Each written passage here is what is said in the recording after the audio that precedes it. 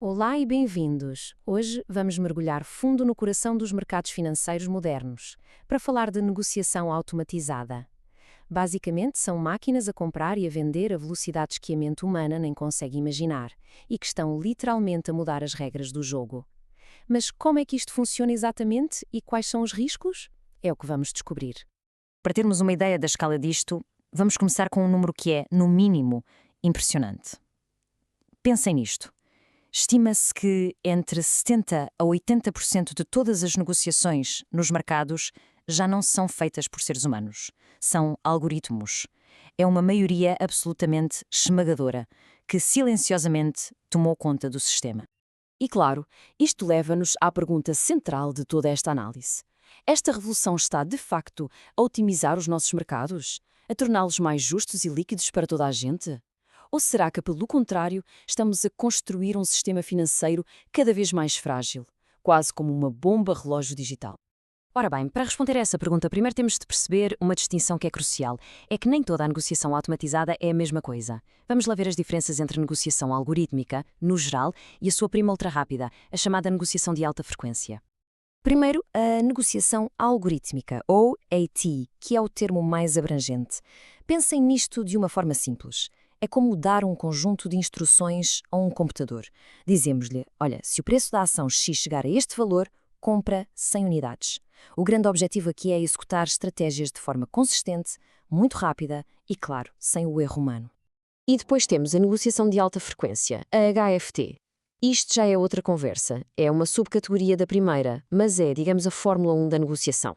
Aqui, a velocidade é absolutamente tudo. Estamos a falar de executar transações em microsegundos, ou seja, milinésimos de segundo, para aproveitar diferenças de preço minúsculas, quase invisíveis. Portanto, o ponto-chave a reter é este. Todo o HFT é algorítmico, mas nem toda a negociação algorítmica é HFT. E esta tabela resume as diferenças de uma forma muito clara. Vejam a velocidade. No AT falamos de segundos ou minutos. No HFT, de microsegundos. O capital necessário para HFT é brutalmente mais alto, por causa de toda a tecnologia que exige.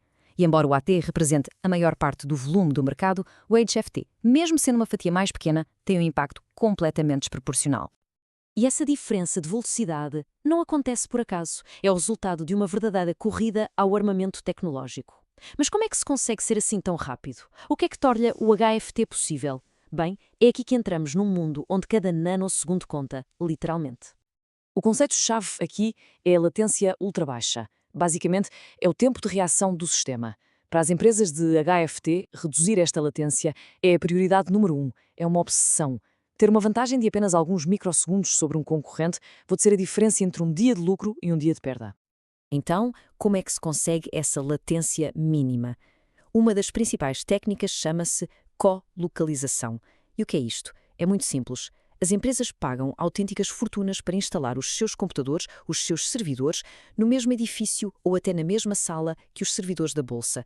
É o equivalente a ter um lugar, mesmo ao lado do leiloeiro, para ouvir o preço, um piscar de olhos, antes de todos os outros.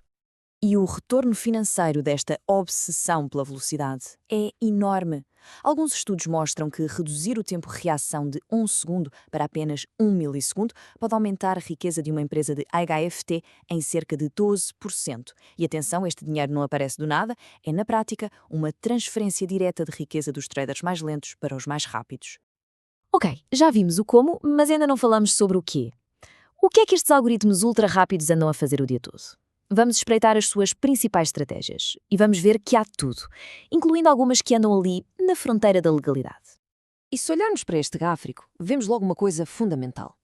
A esmagadora maioria da atividade de HFT, mais de 72%, foca-se numa única estratégia, a criação de mercado, ou, como se diz em inglês, market making. Então, vamos lá perceber estas estratégias. O market making é a principal. O algoritmo oferece para comprar e vender uma ação ao mesmo tempo e ganha na pequena diferença entre os dois preços, o chamado spread. Depois temos a arbitragem, que é basicamente explorar discrepâncias de preço do mesmo ativo em bolsas diferentes. E por fim, o market sniping, que já é mais agressivo. É usar a velocidade para atacar cotações que ficaram desatualizadas de concorrentes mais lentos.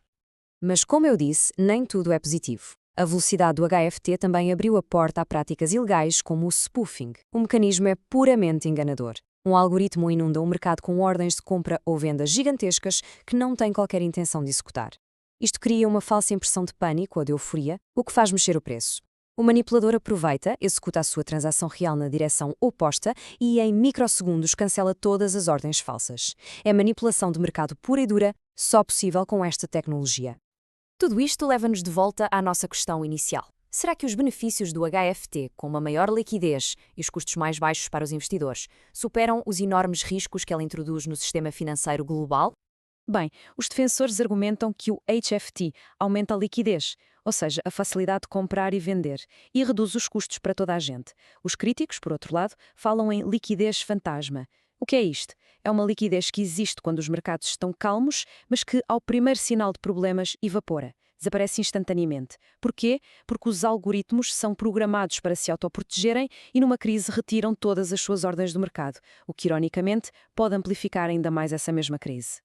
E esta fragilidade levanta uma pergunta que é, francamente, assustadora. O que é que acontece quando estes sistemas, tão complexos e interligados, correm mal, mas em larga escala? A resposta a essa pergunta tem um nome e uma data. O Flash Crash, de 6 de maio de 2010. Foi o maior aviso de sempre sobre os perigos do HFT. Em cerca de 20 minutos, quase $1 bilhão, 1 trillion em inglês, de valor de mercado simplesmente evaporou. O que é que aconteceu?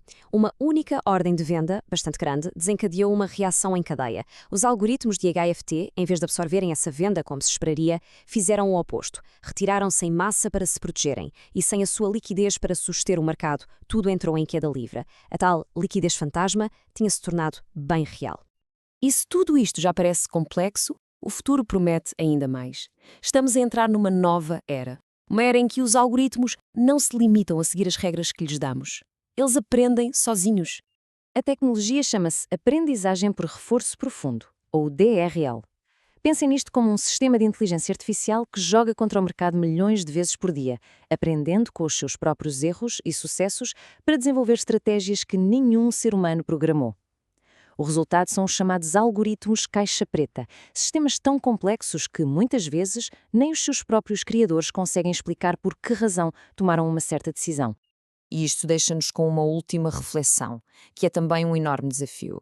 Se um destes algoritmos de autoaprendizagem desenvolver por si só uma estratégia que na prática é uma manipulação de mercado, quem é que responsabilizamos? O programador que o criou, a empresa que o utiliza ou o próprio algoritmo? A tecnologia está a avançar muito mais rápido do que a nossa capacidade para recular, e essa é talvez a maior questão que os mercados enfrentam hoje.